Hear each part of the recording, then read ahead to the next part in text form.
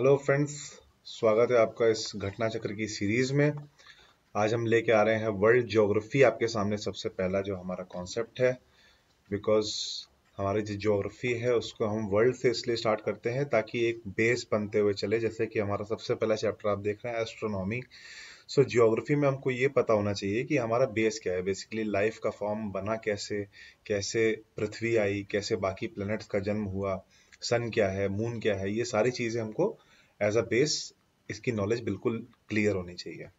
तो इसके साथ हम स्टार्ट करेंगे अपनी ज्योग्राफी को, क्योंकि इंडिया पे जब हम पहुंचेंगे तो हमारे पास ऐसे बहुत से कंसेप्ट हैं जो पहले से क्लियर होने चाहिए। तो चलिए आज हमारा घटना चक्र का इस सीरीज को स्टार्ट करते हैं। जो हमारा पहला टॉपिक है ये है हमारा द यूनिवर्स। तो थोड़ी बहुत थ्योरी है उसको हम लोग देखते हुए चलेंगे। चलिए, the first the first rational, just a second,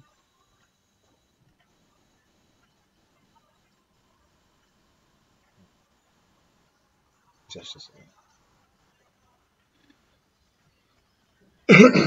The first rational perspective regarding the origin of the planet was probably proposed by French scientist Comte de Buffon in 1749. According to the number of stars participating in the origin of planets, the scientist concepts have been divided in two parts, that is monistic concept and dualistic concept. बस theory है, एक नजर देखते हुए चलेंगे हम लोग इसको।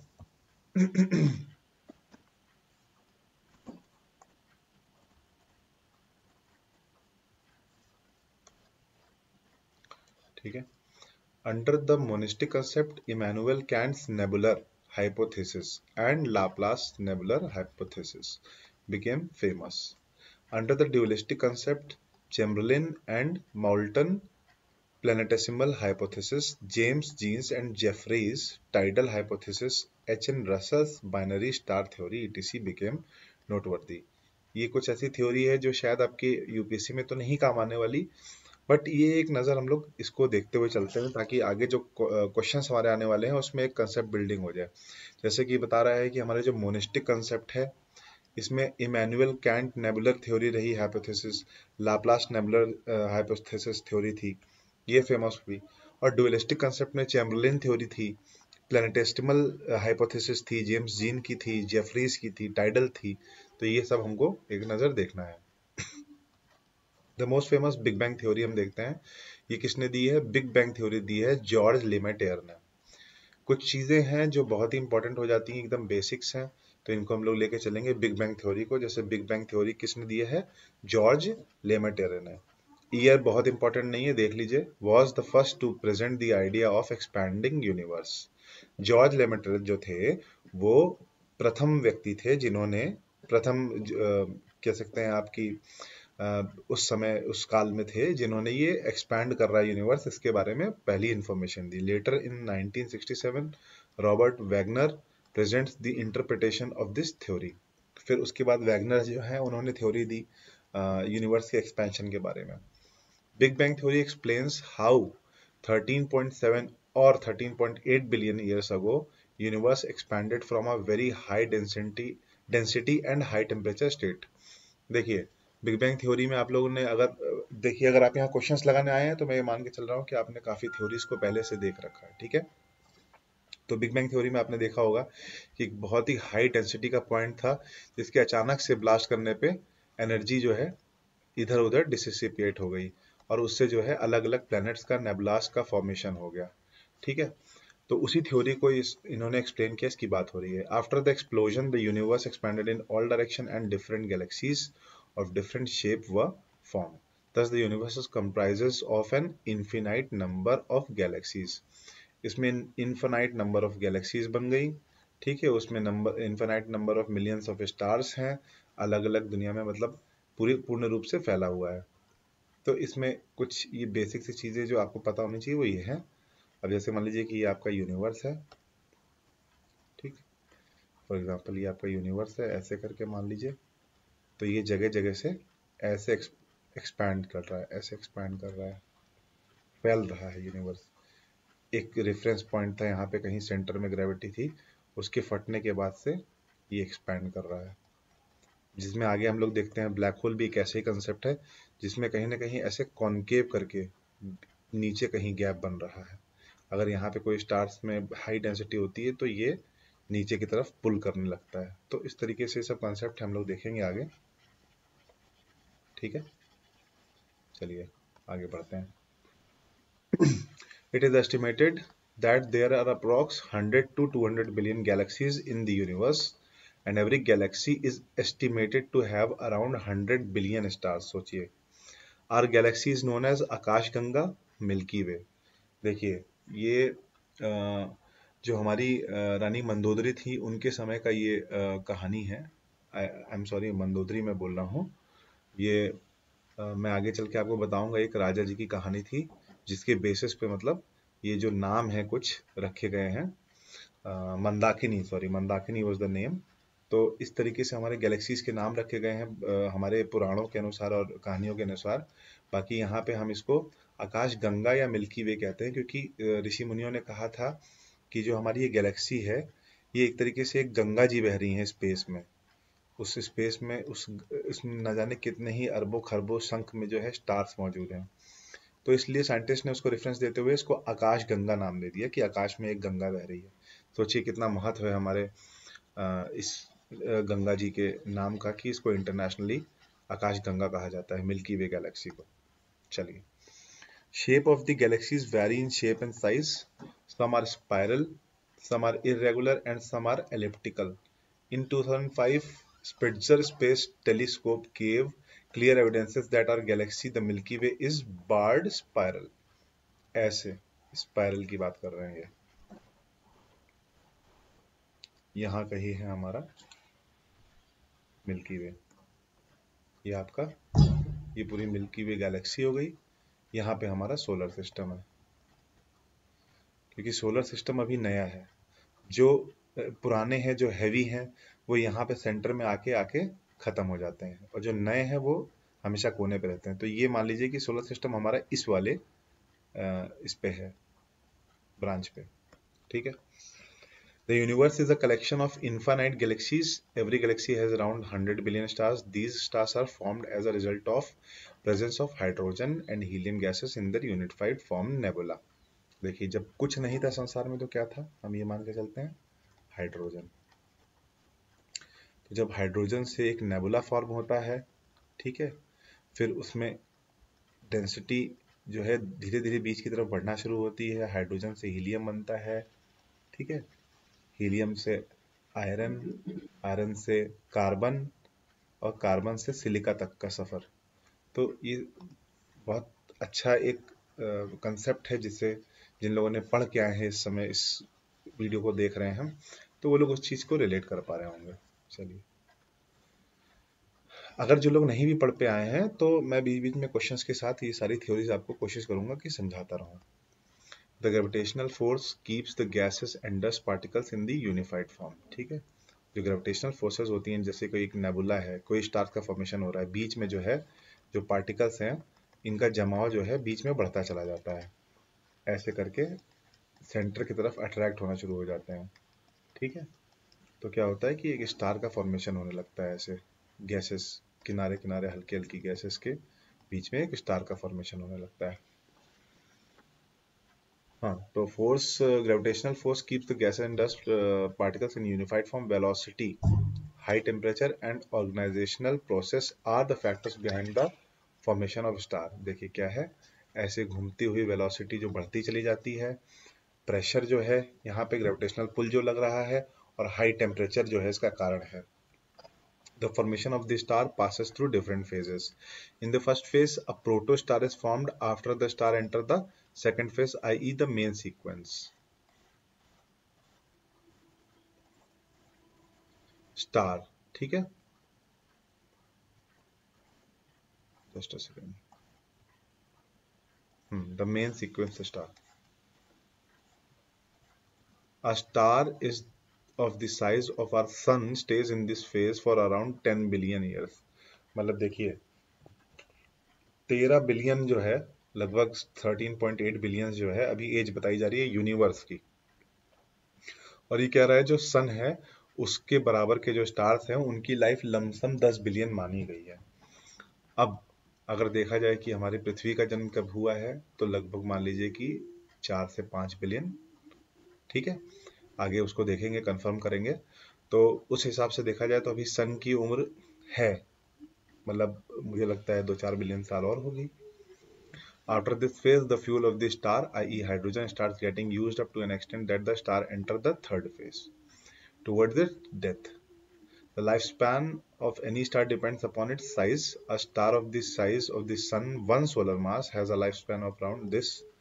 The bigger star is the bigger the star is, the shorter is its lifespan. For example, a star whose surface temperature is more than 3000 Kelvin and which is 100 times the size of the Sun has a lifespan of only a few million years. After the main sequence life of the star ends, it enters the elderly phase. मतलब ये कहना चाह रहा है जो जितना बड़ा star होगा उसके लाइफ स्पैन उतना ही छोटा होगा। In this phase, the outer layer of the stars expands greatly. It becomes a red giant और red supergiant। ठीक है, आप लोगों ने पढ़ा होगा रेड जायंट, जब स्टार्स का जो बड़े स्टार्स होते हैं, जब उसमें एक देखिए मान लीजिए कि स्टार है, ठीक है, उसका न्यूक्लियस हो गया और इसके बाहर का एरिया हो गया। अगर बाहर का एरिया ज़्यादा चौड़ा है, फैला हुआ है, तो क्या होगा कि ये इससे कटाव हो जाएगा, न्यूक्लियस अलग निकल जाएगा और ये जो बाहर का हिस्सा है ये कहीं बाहर ब्लास्ट होकर के ख़त्म हो जाएगा। तो जो छोटा हिस्सा बचा, अगर कोई बिग स्टार है तो रेड जायंट में कन्वर्ट हो जाएगा, अगर वो बहुत बिग स्टार है तो वो ब्लैक होल में कन्वर्ट हो जाएगा, और अगर वो छोटा स्टार है तो धीरे धीरे वो विलुप्त होकर ख़त्म हो जाएगा। ठीक, ये हम लोगों ने कंसेप्ट पढ़ा था। अब उसी की बात यहाँ पे कर रहा है ये।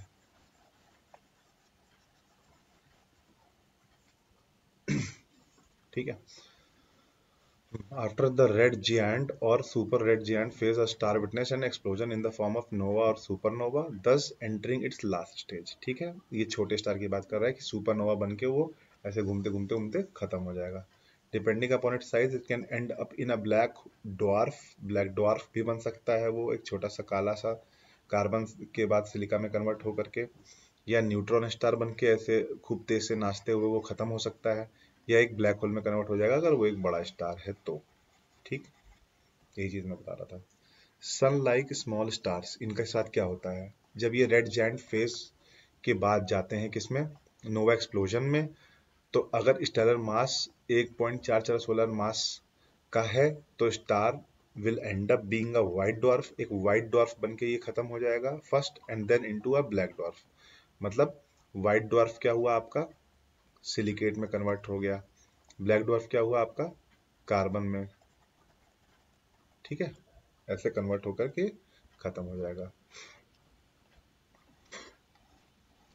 मीडियम साइज के स्टार्स किसके साथ क्या होगा कि जब ये रेड जायंट के फेज के बाद सुपरनोवा को अचीव करेंगे तो stellar mass is between 1.4 to 3 solar mass, तो star can convert into a neutron star, जो बहुत तेज तेज से राउंड राउंड से ऐसे घूमता रहेगा बहुत तेज में, और घूमते घूमते के स्टेज के बाद आके ये भी खत्म हो जाएगा।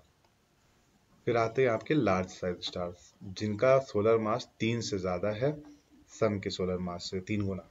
तो these stars have the possibility to convert into a black hole after a supernova explosion। ठीक है, ईयर 1930 एडी में इंडो अमेरिकन फिजिसिस्ट थे सुब्रमण्यम चंद्रशेखर, बहुत इंपॉर्टेंट नाम है, इसको आप याद रखिएगा हमेशा। इन्होंने क्या किया था, चंद्रशेखर लिमिट डिफाइन की थी। क्या थी वो, कि जो भी स्टार की limit approximately 1.44 times this mass of this solar मास होगी, वो डिटरमाइन करता है death state of a star. ठीक है, जो अभी हमने ऊपर देखा, कोई भी व्हाइट ड्वार्फ होगा with less than 1.4 solar mass तो वो रिमेन रहेगा व्हाइट ड्वार्फ हमेशा के लिए। While a star that exceeds this mass is destined to end in life in the most violent of explosion, a supernova creating neutron star or black holes। ठीक है, it is to be noted that the Chandrasekhar limit is determined after the nova or supernova explosion of the star has taken place। जब supernova explosion किसी का star का place ले लेगा, आ जाएगा उस फेज में, उसके बाद चंद्रशेखर लिमिट जो है उसको डिफाइन करेगी। Prima fascia it is determined by the mass of the residue of the exploded star. Prima fascia कौन सा फेज है, वो डिटरमाइन किया जाता है जब एक्सप्लोडेड स्टार का मास जो बचता है उस पे, जो रेसिड्यू बचता है। It is not sure that which of the main sequence stars leave a residual mass under or over 1.44 solar mass after explosion. ये मतलब श्योर नहीं है कि क्या सीक्वेंस होता है इसका, ये कहना चाह रहे हैं.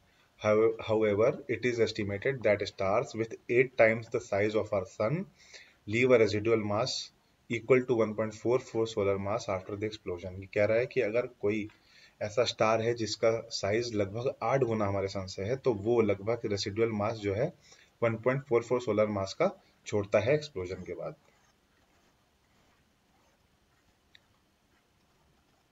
The stars of the later case have the probability of creating a black holes. ये है. The high gravitational force of the black hole sucks in any residue of the exploded star. जो बहुत ज़्यादा मैटर जो बचता है एक black hole जब बनता है, तो उसके किनारे के जो किनारे की जो ग्रेविटेशनल पुल इतना ज़्यादा होता है कि वो दूसरे आते जाती बॉडीज को सक कर लेता है अंदर. The gravitational pull is so strong that it does not even spare passing by objects with the passing of the time. The black hole gets smaller in size till it reaches the size of a sand grain.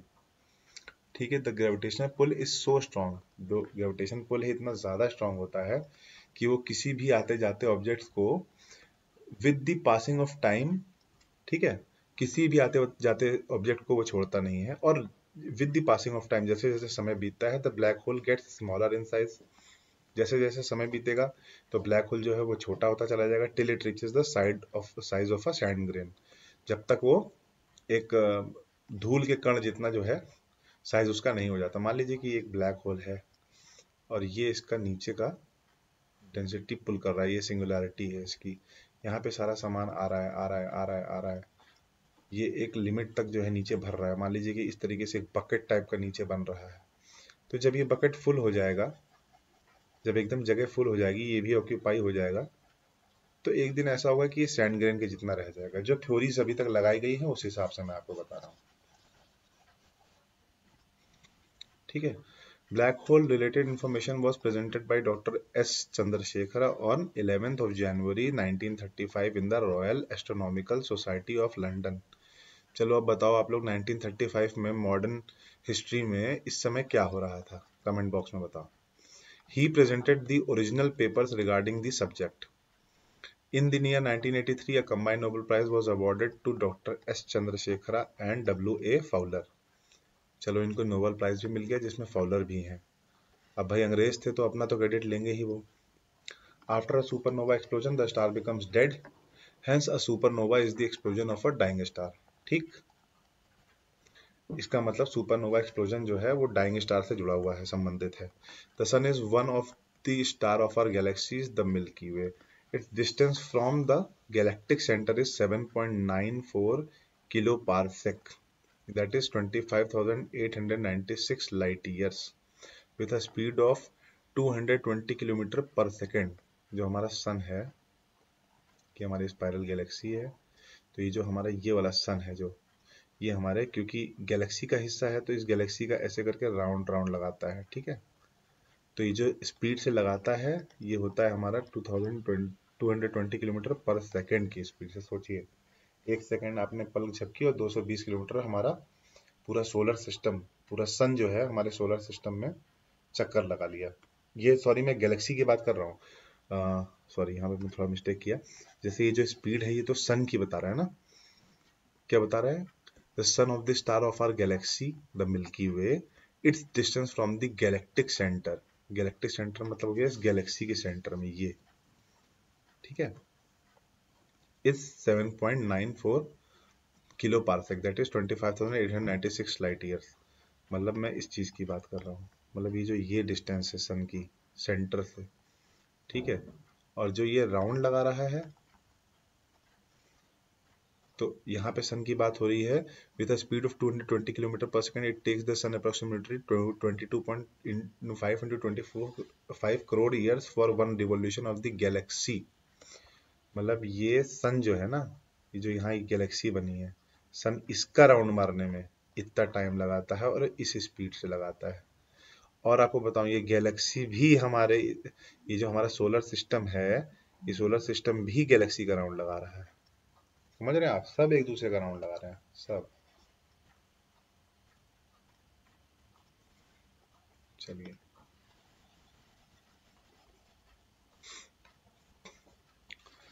hence the duration of the time required for the sun to orbit once around the galactic center of the Milky Way galaxy is known as one cosmic year.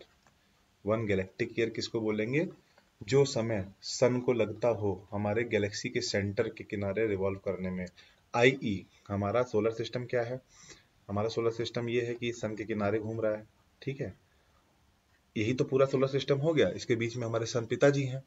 अब ये पिताजी जो हैं, जब ये पूरे Galaxy का चक्कर मारना शुरू करेंगे ऐसे करके, ठीक है, जब ये पिताजी गैलेक्सी का चक्कर ऐसे मारेंगे तो क्या होगा? इसको हम एक गैलेक्टिक ईयर बोलेंगे। यही हो गया हमारा गैलेक्टिक ईयर।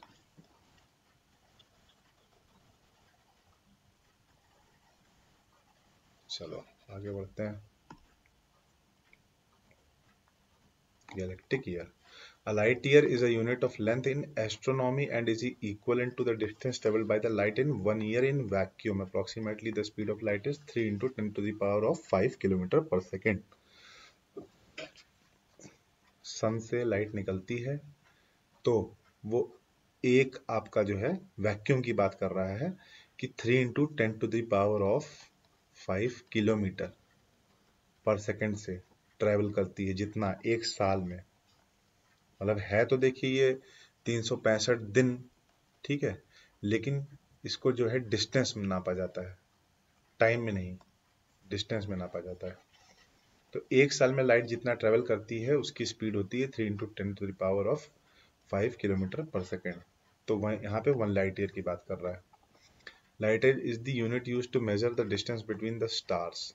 स्टार्स के बीच में दूरी तय करने के लिए लाइट ईयर को यूज किया जाता है। The distance travelled in 1 light year is the different unit as the follows. जैसे मीटर्स में अगर देखेंगे तो 10 टू द पावर ऑफ 15 हो जाएगा, किलोमीटर में देखेंगे तो 9 sorry the distance travelled in 1 light year in different unit is as follows. अच्छा, तो डिस्टेंस ट्रेवल कर रहा है ना लाइट, तो वो मीटर, किलोमीटर और मिली सेंटीमीटर इस तरीके से दे रखा है, ठीक है। देखिए ध्यान दीजिएगा इस चीज को, यहाँ पे क्या कह रहा है? A light year is a unit of length in astronomy. जो लाइट ईयर है ये यूनिट ऑफ लेंथ है। समय तो 365 दिन लग रहा है, लेकिन ये हमारी लेंथ होती है लाइट ईयर की, इतने लाइट ईयर दूर हो गया। And is equivalent to the distance travelled by the light in 1 year in vacuum, ठीक है। Approximately light in vacuum is 3 into 10 to the power of 5 kilometre per second, ठीक। ये आपका क्या हो गया? ये आपकी हो गई वेलोसिटी, कितना किलोमीटर पर सेकेंड, ठीक है। ये आपका स्पीड हो गई। Light year is the unit used to measure the distance between the stars. तो ये तो लाइट की स्पीड हो गई। अब जब डिस्टेंस की बात कर रहा है तो कितनी डिस्टेंस ही कवर करता है लाइट ईयर में? तो ये बता रहा है कि 9.461 into 10 to the power of 15 metre में आ गया, किलोमीटर में 10 टू द पावर ऑफ 12 आ गया, मिलीमीटर में 10 टू द पावर ऑफ 18 आ गया। इस तरीके से पूरा दे रखा है। सेलेस्टियल यूनिट में आपका ये आ गया 63.24 into 10 to the power of 3। ये वाला इंपॉर्टेंट है, इसको याद कर लीजिएगा, सेलेस्टियल यूनिट। आगे पूछेगा क्वेश्चन, माइल्स में आप कन्वर्ट कर लीजिएगा उसी हिसाब से। Chandrasekhar limit is a limit exceeding which the free revolving electron get energized enough to leave their orbit, leaving behind the neutrons. This condition is known as a neutron star और pulsar, ऊपर discuss हो गया। A group of stars that form an imaginary outline or pattern on the celestial sphere, typically representing an animal, mythological person or creature, god, or an in um, inanimate object is known as the constellation. Constellation क्या होता है बेटा? वो group of stars हो जाता है, ठीक है। इस तरीके से स्टार्स का फॉर्मेशन हो गया। एक व्यक्ति खड़ा है डंडा लेके, ठीक है। तो आपने देखा होगा एक स्कॉर्पियन वाला होता है स्टार, ठीक है। एक हिंदी में सुना होगा अपने नारी होता है, मतलब वही ग्रुप्स होते हैं जो कॉन्स्टलेशन, उसी को बोलते हैं, ठीक है। Constellation is the group of stars representing animal, mythological person, creature or god. A general list of 88 constellations was produced for the International Astronomical Union in 1922. 88 constellations का जो है एक ग्रुप मतलब प्रोड्यूस किया गया था इंटरनेशनल एस्ट्रोनॉमिकल यूनियन, AIAU 1922 की बात कर रहा है। The Great Bear constellation is also called Ursa Major, Big Bear and Saptarishi. देखिए हिंदी में हम जिसको सप्तऋषि कहते हैं, ऐसे 4 स्टार और ऐसे 3 स्टार रहते हैं उसमें, तो इसको हम लोग अर्सा मेजर भी कहते हैं या ग्रेट बियर कॉन्स्टेलेशन कहते हैं। ये याद रखिएगा, तो हमारे सप्तऋषि होते हैं तो अर्सा मेजर या तो ग्रेट बियर इसको बोलते हैं, ठीक है। With the help of Great Bear constellation, the position of pole star can be easily located. It is situated immediately above the north pole of the earth. ये आपका अर्थ हो गया, अगर आप यहाँ देखोगे तो सीधे आपको पोल स्टार यहाँ मिल जाएगा, ठीक है। क्या कह रहा है? The position of pole star can be easily located, it is situated immediately above the north pole of the earth. With the help of the Great Bear constellation the position of pole star can be easily located, ठीक है। The Orion nebula is a diffuse nebula situated in the Milky Way. It is one of the brightest nebula and is visible to the naked eye in the night sky. Orion nebula की बात कर रहा है। Orion जो है nebula जो है आपका स्टार्स का एक फॉर्मेशन हो रहा है। नेबुला क्या होता है? वही होता है Niharika, nebula that is Niharika, ठीक है, जो स्टार्स की एक प्री स्टेज होती है, प्री स्टेज ऑफ स्टार। तो ये बता रहे हैं ओरियन जो है, ओरियन ये आपको नेकेड आइज से दिख सकता है रात में, ठीक है। पूछ लेगा क्वेश्चन कौन सा ऐसा है जो नेकेड आइज से दिख सकता है, तो आपको याद रखना है। प्रॉक्सिमा सेंचुरी क्या है? ये है closest star to the sun. Betelgeuse century is the second brightest star in the constellation, ठीक है।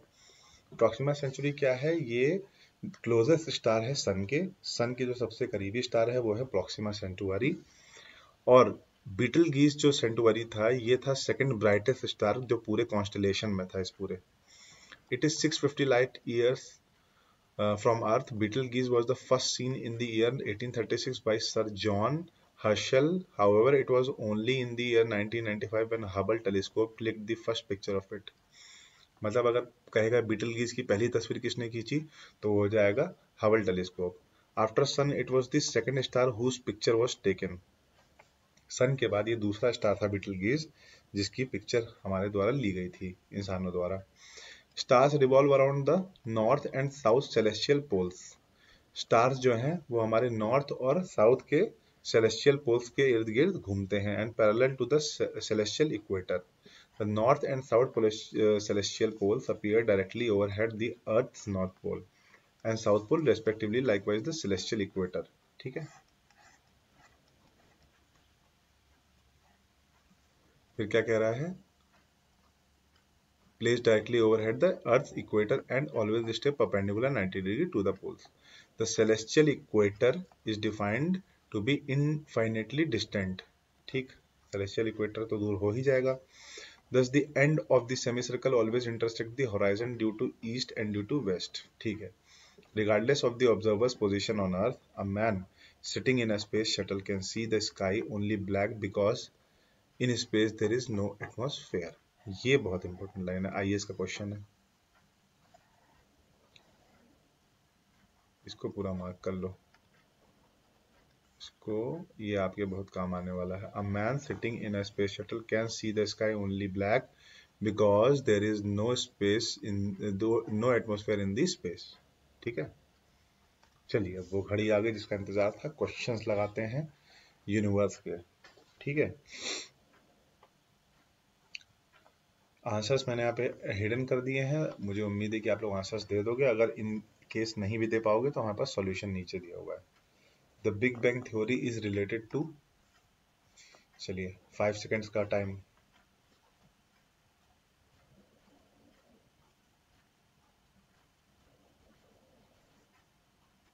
उम्मीद है कि आप लोग को आंसर पता होगा।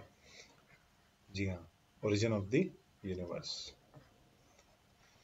थ्योरी फिर से पढ़ लेते हैं। The big bang theory is related to the origin of the universe, milky way and solar system. The theory was propounded by George Lemaitre 1894-1966. Later in 1967, Robert Wagner explained this theory. According to this theory, the whole universe was concentrated in a hot and dense point some 13.7 to 13.8 billion years ago. Due to high concentration, there was a sudden explosion which was termed as Big Bang. ठीक है, चलिए, the big bang theory explains the origin of universe. The Milky Way is classified as, बताइए Milky Way जो हमारी Galaxy है उसको किस shape में क्लासिफाई किया गया है? फटाफट बताइए। 1 2 3 4 5 and the correct answer is a, that is spiral Galaxy.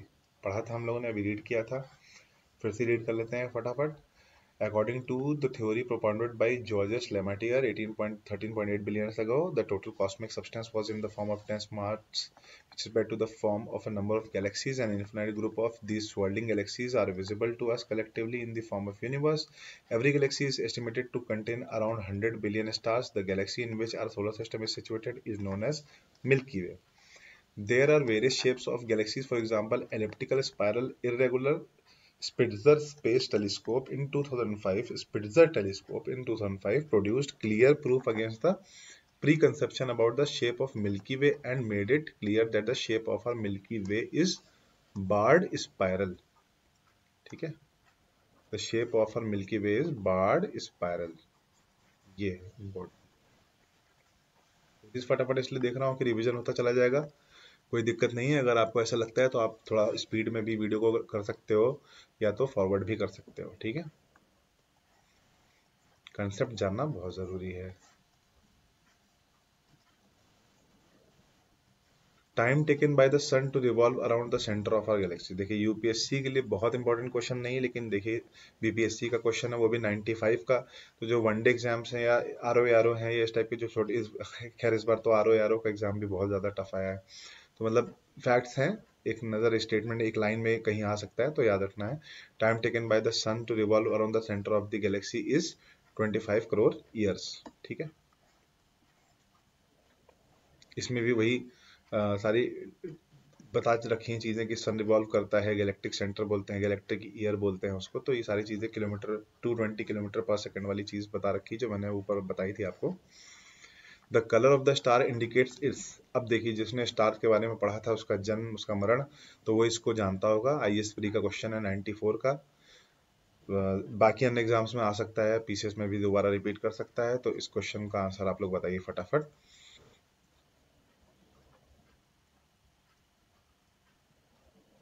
Correct answer is temperature. देखिए यहाँ पे लिस्ट बनी हुई है, जिन लोगों ने नहीं पढ़ा है वो इस चीज को एक नजर देख लीजिए, एग्जाम बहुत करीब है। तो ब्लू कलर जो है वो सबसे ज्यादा हाई टेम्परेचर का होता है। अगर ब्लू में थोड़ा व्हाइटिश है, उससे कम व्हाइट हो गया है, उससे कम व्हाइट येलोइश है, उससे कम, ऐसे करते करते जब वो रेड में पहुंच जाता है तो उसका ये टेम्परेचर होता है। आप लोग बताइए कि हमारा सन जो है वो किस कलर का है, नीचे कमेंट में बताइए फटाफट।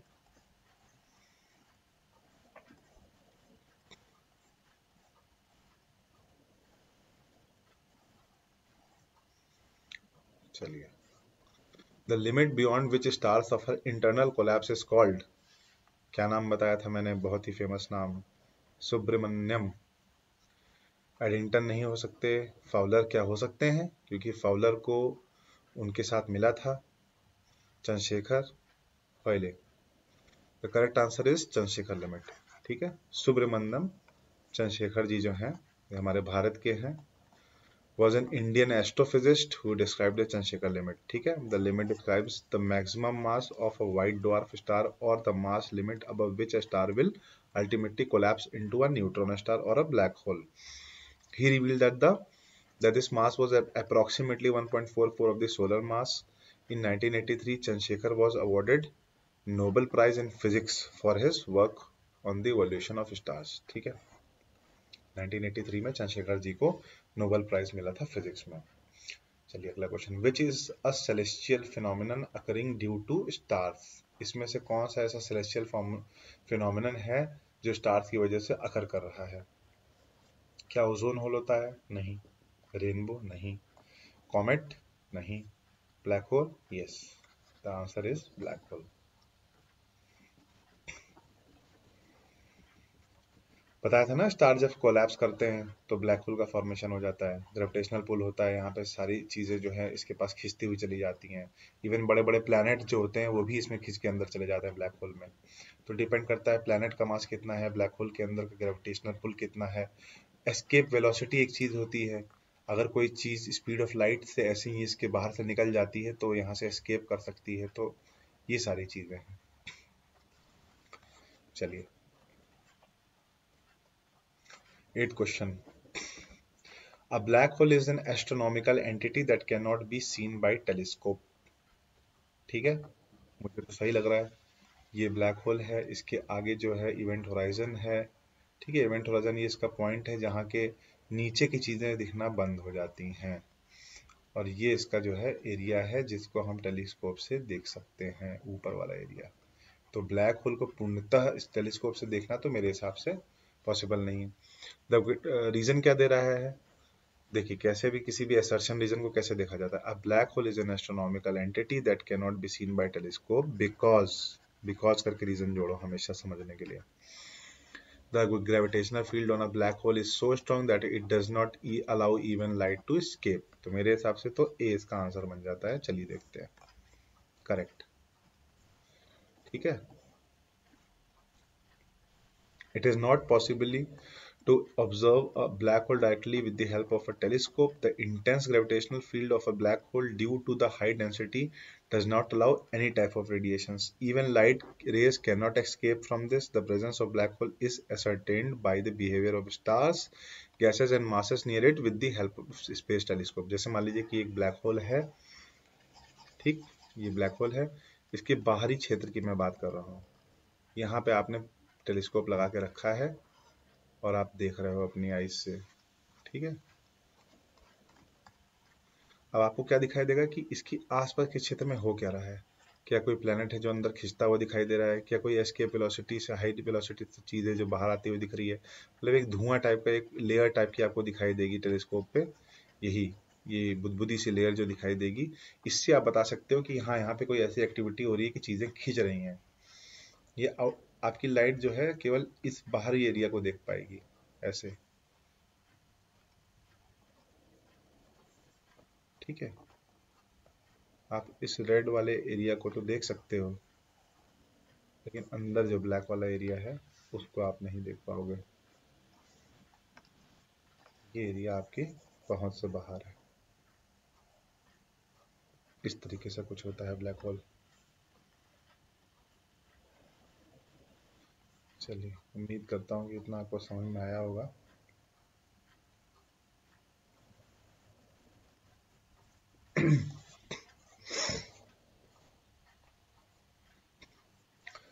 अगला क्वेश्चन कह रहा है, a black hole is a body in space which does not allow any type of radiations to come out. This property is due to its very small size. क्या उसका साइज स्मॉल होता है बहुत।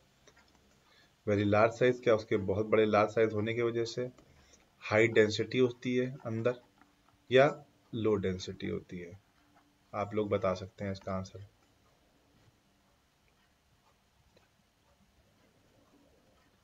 सी, C is the right answer, density बहुत ज्यादा होने की वजह से। चलिए, black hole was first made known by, किसके द्वारा बताया गया बताइए। हरमन बैंडी, मेघनाथ साहा, जेवी नार्लिकर। अब देखिए इस क्वेश्चन का आंसर, जो लोग पढ़ के नहीं आए हैं ज्योग्राफी की थ्योरी, ये मत सोचिएगा कि हमने तो पढ़ा ही नहीं तो हम कैसे दें। अभी मैंने स्टार्टिंग में थ्योरी डिस्कस की थी, अगर नहीं देखा है वीडियो भगा दिया था तो जाओ वापस देख के आओ।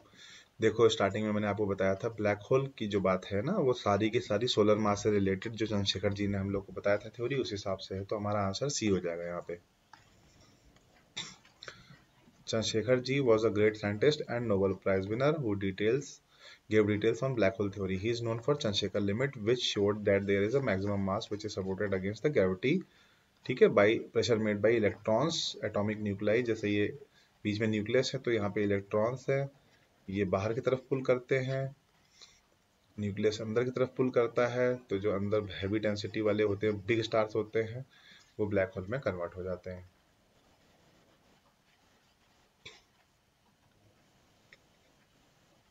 इनको 83 में मिला था नोबेल प्राइज। ठीक है, याद रखो। Information about black hole was first provided by Chandrasekhar ji. Answer देखने की जरूरत नहीं है आपको। चलिए, the black hole theory was propounded by Chandrasekhar ji.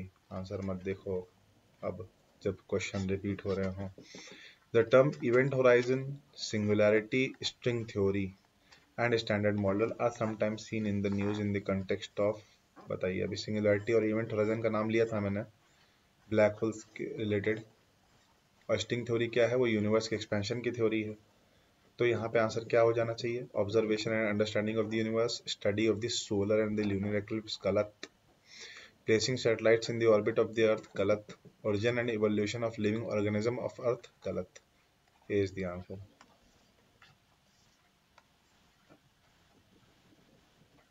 Event horizon क्या है ये? It is a boundary which defines the area surrounding black hole in space. Beyond this boundary event can not affect an outside observer. ये वाला हो गया। ये ऊपर की चीज दिख रही है, ये अंदर ब्लैक होल दिख रहे हैं। ये जो है ना, ये पॉइंट, ये लेयर जो दिख रही है पहली, यही इवेंट होराइजन लेयर है। इसको ऐसे समझ सकते हो।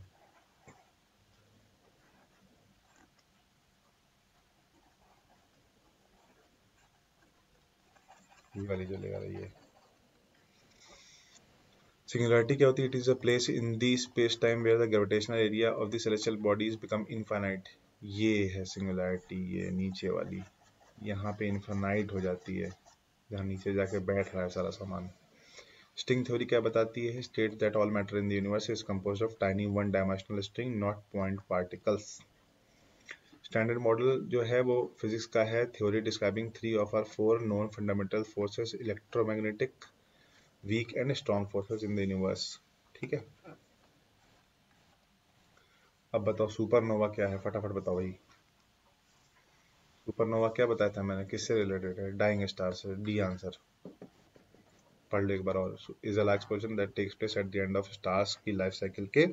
Supernova happens when there is a change in the core of the centre of the star. A change can occur in two different ways, with both resulting in supernova. The first type supernova happens in binary star system, wherein two stars orbit the same point. The second type of supernova occur at the end of the single star's lifetime. ठीक है, दो type के supernova. How many constellations are in our space? देखिए question कब का है? 2000 का। आज की डेट में आप लोग अपडेट कर लीजिएगा इंटरनेट के माध्यम से कितने ज्यादा हैं। अभी उसके हिसाब से 2000 के हिसाब से कितने थे? 88। B. Which one of the following is in not an astronomical object? इसमें से एस्ट्रोनॉमिकल ऑब्जेक्ट कौन सा नहीं है? जिन्होंने स्टार्स की थ्योरी पढ़ रखी है वो बता सकते हैं, जिनको नहीं पता है उनको मैं बता देता हूँ। Pulsar, black hole, Quasar and brittle star. देखिए ए, सी और डी ये तीनों स्टेजेस स्टार की। बी जो है ना, ब्रिटल स्टार, ये एक मछली का नाम है।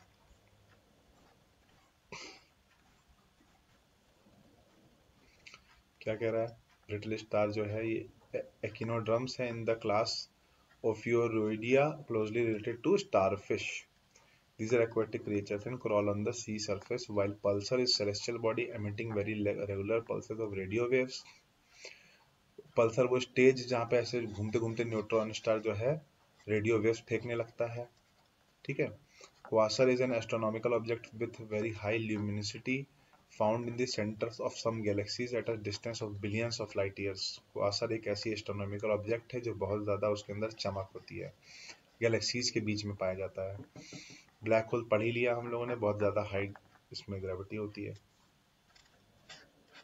Which one of the following is not found in space? क्या नहीं मिलता? पल्सर है, ब्लैक होल है, क्वासर है, ब्रिटिश स्टार। तो रिपीट हो गया ये क्वेश्चन। जो क्वेश्चन रिपीट हो रहे हैं उसको आप ध्यान देते हुए चलिए। A group of stars arranged in a particular shape is called, जल्दी जल्दी बताओ। भालू वाला शेप बताया था, उर्सा मेजर, सप्तऋषि, क्या था वो? कॉन्स्टलेशन।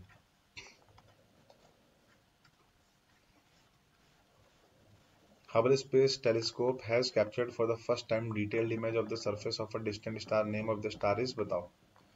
1995 का क्वेश्चन है, रिलेवेंस कम है आज की डेट में, आंसर पता होना चाहिए। उस समय क्या था? बिटलगेस।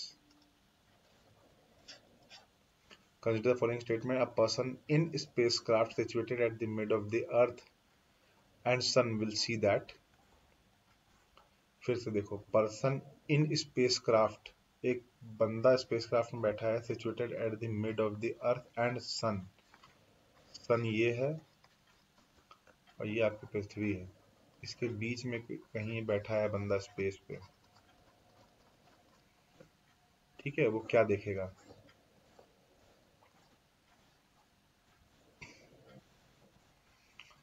स्काई इज ब्लैक दिखेगा उसको। याद करो, एक स्टेटमेंट पे मैंने हाईलाइट किया था, stars do not twinkle, the temperature outside the spacecraft is more than that of the earth surface. चलो बताओ बताओ, जल्दी बताओ भाई, इसमें कौन सा आंसर होने वाला है? आईएएस प्री का क्वेश्चन है, 96 में आया है, मतलब पीसीएस में तो फॉर श्योर रिपीट हो सकता है और हुआ है।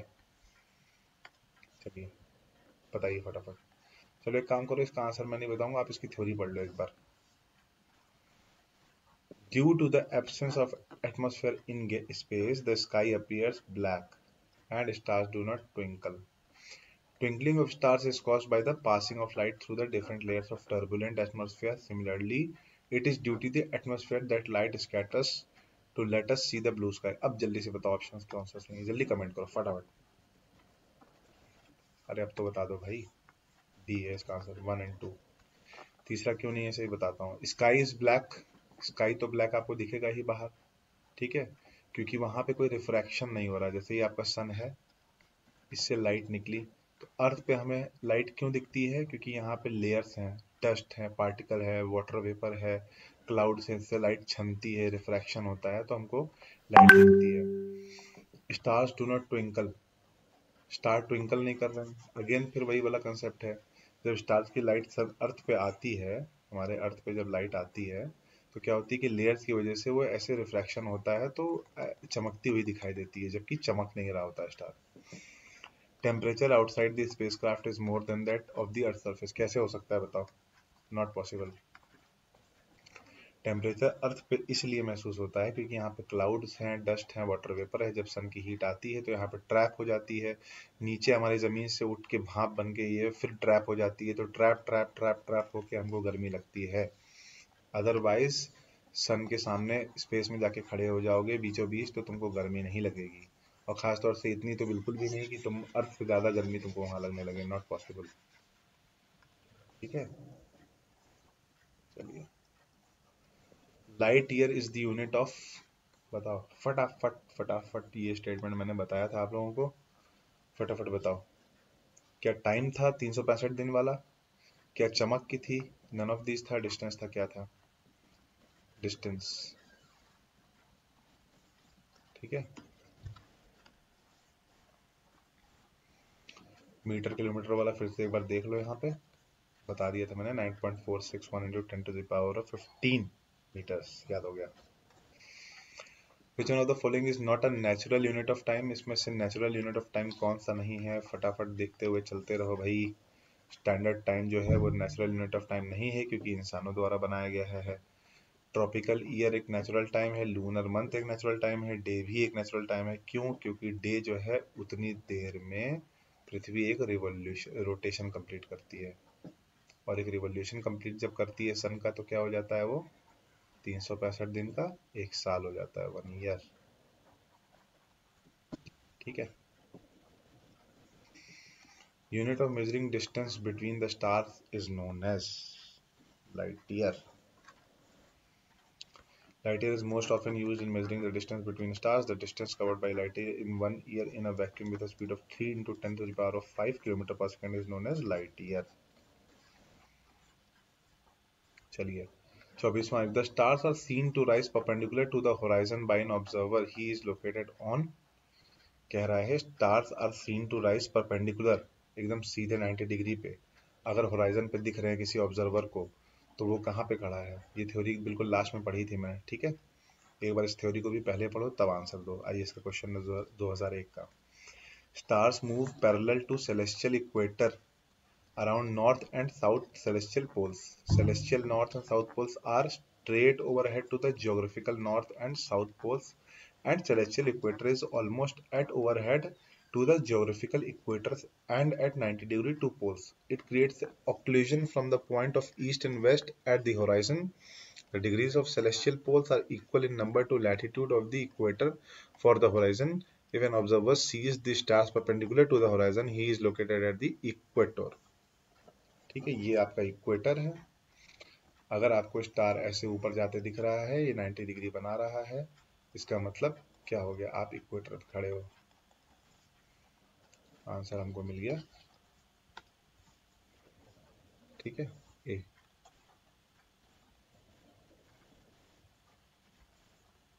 चलिए अगला क्वेश्चन देखते हैं। A person stood alone in a desert on a dark night and wanted to reach his village which was situated 5 kilometre east of the point where he was standing। ठीक है, वो यहाँ खड़ा है, उसके 5 किलोमीटर ईस्ट में जो है उसका विलेज है। He had no instrument to find the direction but he located the pole star. The most convenient way now to reach his village is to walk in the direction of pole star। कहाँ होगा, उसके north में होगा, just overhead होगा। ठीक है, यहाँ पे इसका पोल स्टार रखा है। अब आंसर आप लोग बताइए क्या होगा। Direction facing the pole star, direction opposite to the pole star, direction keeping the pole star to his left, direction keeping the pole star to his right. अब बताओ क्या होगा। अगर वो इस तरफ बढ़ रहा है तो पोल स्टार किधर रहेगा, इसके लेफ्ट में रहेगा ना। Pole star shines in the north direction, hence in order to move towards the east pole star should always be on the left side. Answer will be C. The group of stars that indicates the direction of pole is सप्तऋषि। याद कर लो भैया, fact है। Which one of the following is not related to space terminology? Space की terminology में से इसमें से कौन सा रिलेटेड नहीं है। Telemetering, weightlessness, cislunar, byte. Byte भैया, बाइट।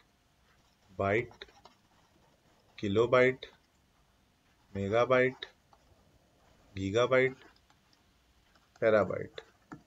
ठीक है, देख लो आंसर सही है ना। चलो करते चलो करते चलो। तो हमने अपना पहला चैप्टर आज खत्म कर लिया है, द यूनिवर्स। अब नेक्स्ट चैप्टर के लिए हम लोग मिलते हैं जल्द, बहुत जल्द। सोलर सिस्टम अगला हमारा चैप्टर शुरू हो जाएगा। तो आप लोग जुड़े रहिए सीरीज से, घटना चक्र की, पढ़ते रहिए, मौज करते रहिए। जय हिंद, जय भारत।